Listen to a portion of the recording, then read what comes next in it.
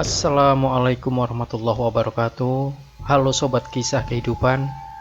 Bagaimana kabar Anda hari ini? Mudah-mudahan fine dan selalu dalam lindungan Allah Subhanahu wa taala. Senang sekali kami bisa kembali hadir menjumpai Anda, dan untuk kesempatan kali ini kami akan berbagi satu kisah nyata horor yang berjudul Menjadi Dukun Setelah 11 Tahun Tinggal di Kerajaan Bunian. Sebuah kisah nyata yang sangat fantastis. 11 tahun lamanya dia tinggal di Kerajaan Bunian dan membina kehidupan rumah tangga di sana. Saat memutuskan kembali pulang ke dunia nyata, dia pun menjelma menjadi seorang dukun yang handal. Nek Juhai adalah seorang dukun kampung yang sangat terkenal kemampuan ilmunya. Penyakit atau hal apa saja yang disebabkan oleh gangguan non-medis, insya Allah bisa sembuh berkat tangan dingin perempuan yang telah uzur ini. Katanya, ilmu perdukunan diperoleh Nek Juhai dari saudara suaminya yang berasal dari Kerajaan Bunian. Memang, semasa muda dia telah menikah dengan bangsa Bunian. Dari pernikahannya dengan Bunian ini, Nek Juhai memperoleh 4 orang anak, 2 laki-laki, dan 2 orang perempuan. Semua anaknya tinggal bersama mertuanya di Kerajaan Bunian.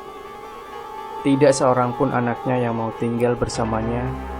Meski demikian, pada waktu-waktu tertentu, anak cucunya berkumpul di rumahnya. Kedatangan mereka itu tidak dapat dilihat orang biasa, kecuali oleh mereka yang memiliki kemampuan indera keenam.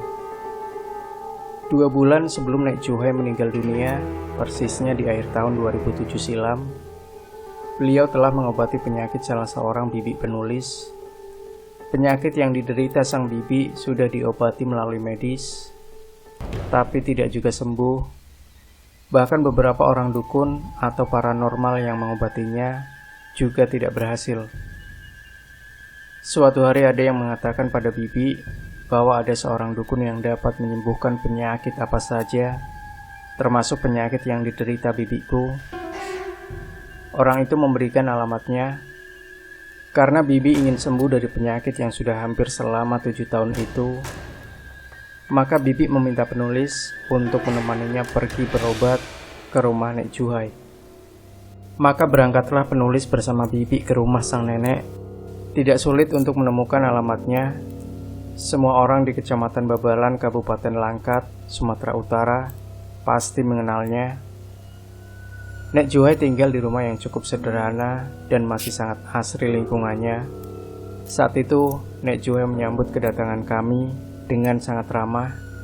Beberapa orang pasiennya terlihat antri menunggu giliran untuk diobati penyakitnya. Umumnya yang berobat padanya pasien yang tidak dapat disembuhkan melalui pengobatan medis di rumah sakit, seperti penyakit yang diderita bibiku, yang memang diduga kuat termasuk penyakit non-medis. Hasil tes darah di laboratorium menunjukkan bibi tidak menderita penyakit. Fungsi darah, liver, ginjal, paru-paru, dan jantungnya normal. Anehnya setiap pukul 12 siang dan pukul 24 malam, rasa sakit menyerang hampir di seluruh bagian tubuhnya. Bila malam, sebelum penyakit itu datang, bibi mendengar suara lolongan anjing di kejauhan. Suaranya sayup-sayup, hingga sang anjing itu berada di samping rumah. Gonggongannya membuat bibi meraung-raung ketakutan.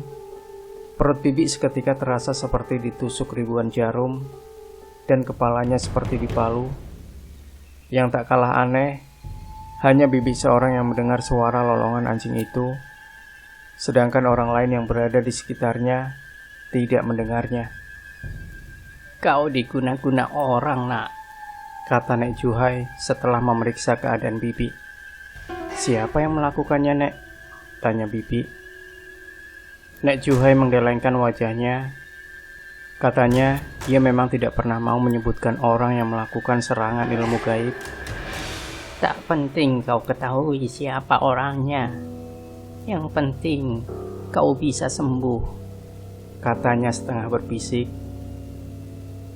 Nek Juhai kemudian menyiapkan mangkok kaca berisi air putih, bunga rampai, dan jeruk purut. Setelah membaca mantra, jeruk purut dia belah menjadi 2 bagian sama besar. Salah satu belahan jeruk dia letakkan di telinga kanannya. Aneh, potongan jeruk ini sepertinya dia pergunakan, persis tak ubahnya seperti HP. Rupanya dia berkomunikasi dengan keluarga suaminya yang berada di alam bunian. Misteri hanya mendengar kata-kata yang diucapkan Nek Juhai saja. Sesaat setelah selesai berhubungan dengan alam gaib, tiba-tiba ada benda berbentuk buntelan dibungkus kain putih jatuh ke dalam mangkok. Sejenak penulis terperangah melihatnya. Jelas sekali bundelan kain itu jatuh dari atas. Padahal rumah Nek Juhai atapnya terbuat dari seng dan tidak ada orang yang menjatuhkannya. Perlahan, Nek Juhai membuka buntelan itu dengan sangat berhati-hati. Setelah terbuka, isinya boneka terbuat dari kayu. Seluruh tubuh boneka ditusuk dengan puluhan jarum dari kepala hingga kaki. Boneka ini diumpamakan seperti tubuhmu, nak, kata Nek Juhai menjelaskan.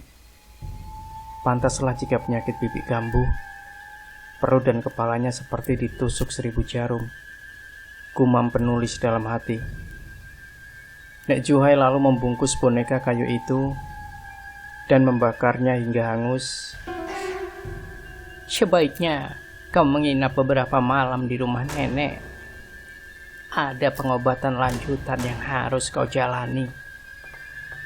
Besok pagi, sebelum berkumandang suara adzan subuh, kau harus mandi bunga rampai, tutur Nek Juhai. Tentu saja Bibi dan penulis menyetujuinya. Malam itu sengaja penulis mencari kesempatan untuk berbincang-bincang dengan Nek Juhai. Untunglah dia punya waktu untuk bercerita, karena setelah pukul 8 malam, dia memang tidak lagi menerima pasien. Kata orang-orang, nenek bersuamikan orang bunian. Bagaimana ceritanya nenek bisa bersuamikan orang bunian? Tanya penulis. Mendengar pertanyaan ini, Nek Juhai hanya tersenyum. Kau mau mengetahui kisah nenek bersuamikan orang bunian? Nek Juhai malah balik bertanya. Penulis tersenyum. Ya, itulah yang saya dengar dari banyak orang. Saya harap nenek sudi menceritakannya pada saya, ujar penulis. Nek Juhai menarik napas berat. Sorot matanya yang teduh itu berubah kosong, seperti menerawang jauh. Lalu pelan-pelan dia bertutur, beginilah ringkasan kisahnya. Saat aku berusia 5 tahun, ayahku meninggal dunia. Setelah ayah meninggal, ibu memutuskan tetap menjadi janda untuk menghidupiku. Ibu bekerja mengambil upahan merumput di sawah tetangga. Memang setelah kepergian ayah, hidupku semakin miskin dan penuh dengan penderitaan. Sehari kadang makan hanya sekali. Paman dan bibiku juga hidupnya miskin. Untuk menghidupi keluarganya saja sulit, apalagi untuk membantu aku dan ibuku. Setelah lama mengidap penyakit asma, ibuku akhirnya menghembuskan nafas terakhirnya. Perasaan hatiku sangat sedih, bahkan sampai ada niat untuk bunuh diri. Tapi untunglah hal itu tidak aku lakukan. Selama berhari-hari, aku larut dalam kesedihan. Kepergian ibu rasanya begitu cepat. Kepada siapa lagi aku harus menggantungkan hidupku? Suatu hari di suatu pagi, saat hujan gerimis, aku pergi berziarah ke kuburan ibu. Lama aku duduk termenung di tengah hujan gerimis. Waktu itu, tiba-tiba terdengar suara seorang ibu menegurku. Sudahlah, jangan lagi bersedih. Jika ibumu tahu kau seperti ini, dia pasti sangat bersedih juga di alam sana, kata ibu-ibu itu. Mendengar ada suara, maka aku sangat terkejut dibuatnya. Ibu siapa? Mengapa tiba-tiba ada di sini? Tanyaku merasa heran. Maklum saja, Selama ini aku belum pernah melihat sosok perempuan parubaya ini. Aku begitu terkesima melihat kecantikan wajahnya. Di desaku, sepertinya tidak ada perempuan secantik dia. Nama ibu? Habibah, sahutnya dengan ramah. Dia lalu tersenyum sambil memandang wajahku. Sorot matanya tajam menyejukkan perasaan hatiku. Dari busana yang dipakainya Ibu Habibah, jelas istri orang kaya. Ini terlihat dari perhiasan emas yang menghiasi leher dan pergelangan tangannya, serta cincin di jari manisnya. Aku kian terkagum-kagum melihatnya. Semua yang hidup akan merasakan mati. Beberapa hari lalu ibumu meninggal dunia. Suatu saat kita juga akan mengalami peristiwa yang sama. Kau harus tabah dan ikhlas menerimanya, kata Ibu Habibah menasehatiku. Tapi sekarang, aku udah tidak punya siapa-siapa lagi. Hidupku sebatang kara di dunia ini. Rasanya lebih baik aku mati saja. Jawabku berkeluh kesah. Air mataku seketika kembali deras mengalir. Siapa bilang kau tidak punya siapa-siapa lagi? Jika kau mau, kau bisa tinggal bersama ibu, katanya sambil mengusap rambutku. Hangat kurasakan menjalar ke sekujur tubuhku. Mendengar Ibu Habibah berkata demikian, aku merasa tidak percaya.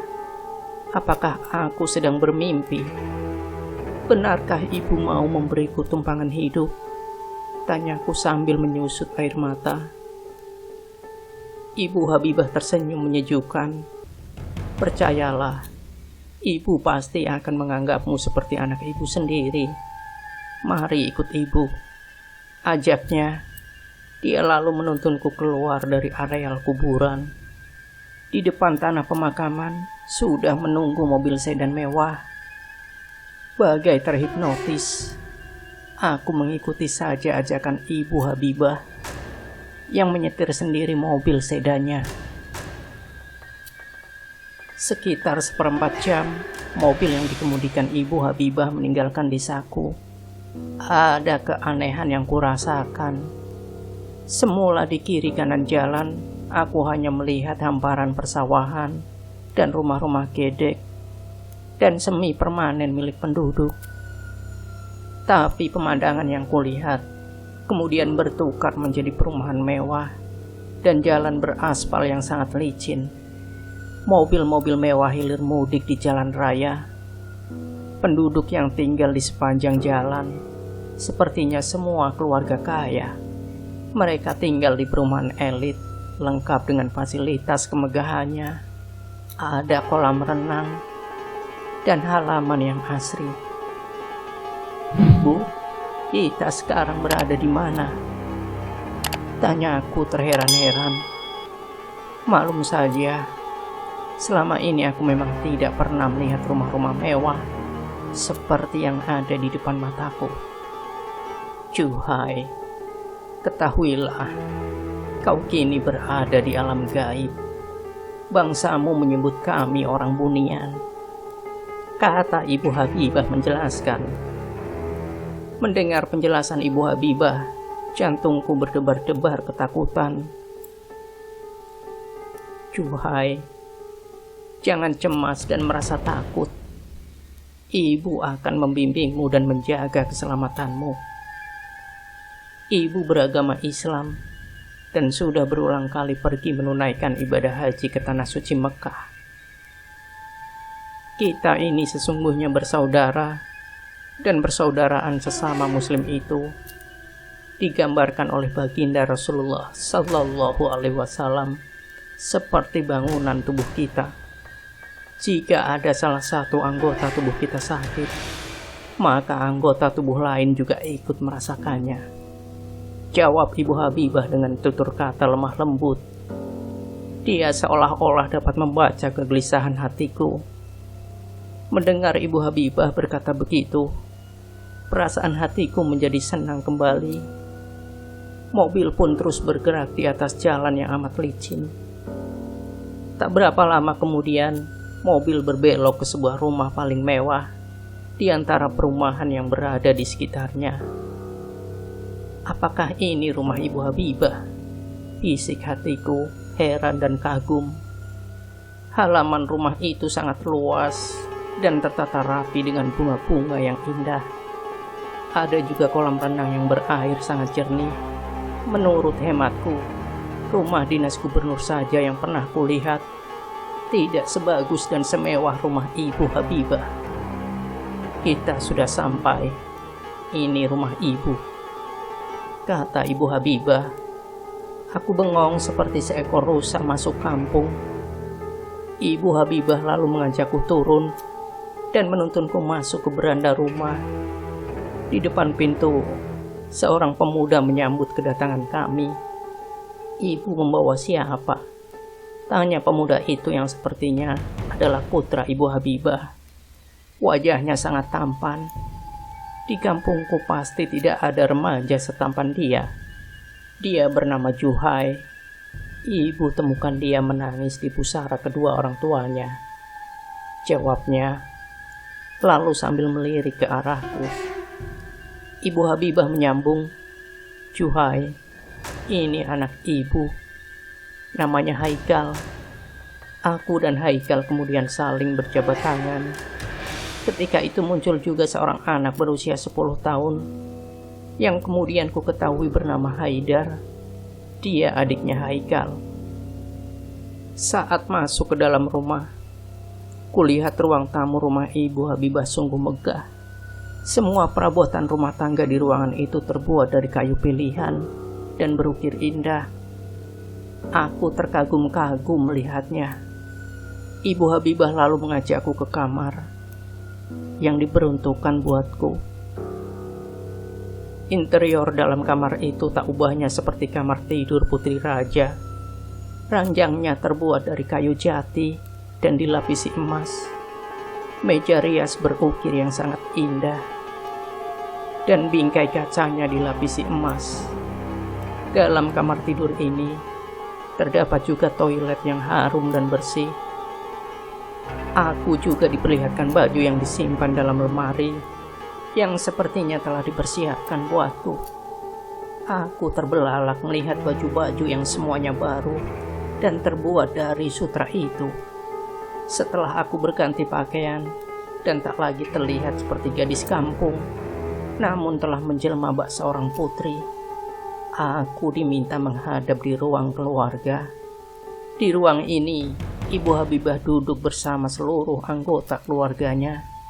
Di sebelahnya duduk Pak Abu Bakar, suaminya. Ibu sudah bercerita pada Bapak tentang dirimu. Bapak sangat terharu mendengarnya.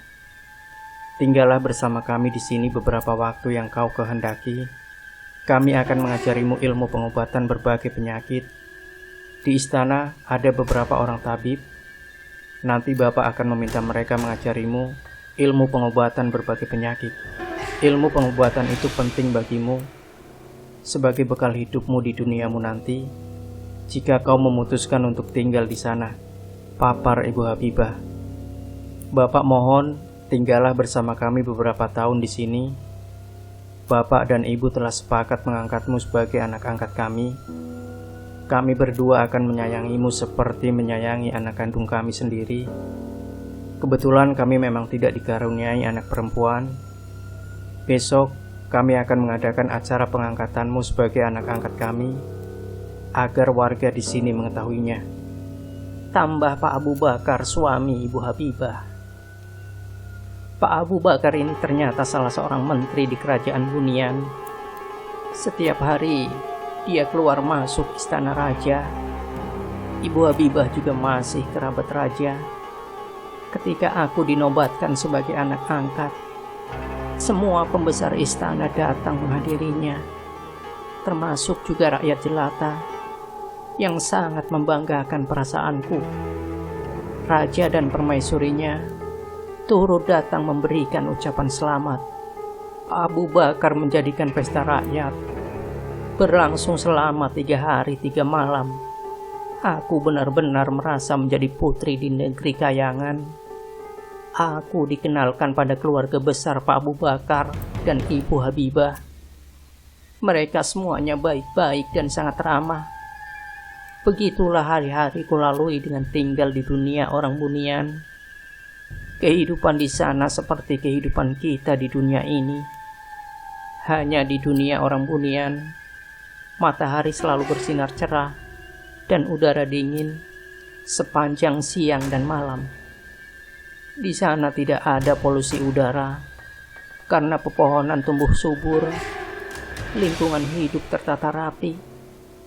Tinggal bersama keluarga Pak Abu Bakar, selain bermain menikmati masa remaja bersama Haikal dan gadis-gadis sebayaku, pagi hari aku belajar ilmu pengobatan dari tabib istana yang datang ke rumah. Di sana juga terdapat tempat rekreasi yang berada di luar kota. Aku bersama Haikal sering mengunjungi tempat rekreasi tersebut, hingga akhirnya tumbuh benih cinta di hati kami berdua. Rupanya Pak Abu Bakar dan Ibu Habibah mengetahui hal ini. Sampai suatu malam, aku dan Haikal dipanggil untuk menghadap mereka. Duduk di hadapan Ibu Habibah dan Pak Abu Bakar, aku menundukkan wajah sebagai orang yang bersalah. Denyut jantungku berdebar-debar tidak beraturan. Haikal, ayah ingin bertanya kepadamu. Mohon dijawab dengan jujur. Apakah kau mencintai Juhai? Tanya Pak Abu Bakar tiba-tiba.